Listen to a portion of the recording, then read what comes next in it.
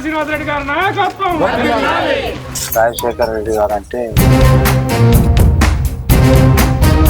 కాంగ్రెస్ అభ్యర్థి సర్పంచ్ బరిలో ఉన్న వంతడుపుల కస్తూరి గారు ఉన్నారు.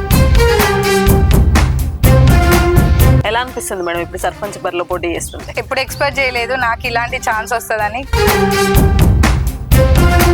చూస్తున్నాను మన ఊర్లో ఉన్న సమస్యల గురించి అవగాహన తీసుకొచ్చుకున్నాను, తెలుసుకున్నాను.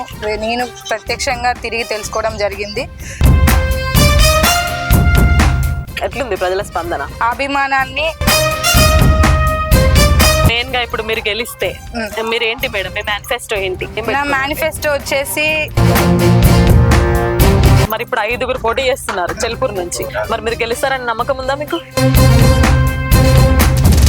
మరి ఎవరు కొట్టేయాలనుకుంటున్నారు సార్ మీరు చెల్పూర్లో? మేము ఏమనుకున్నాం అంటే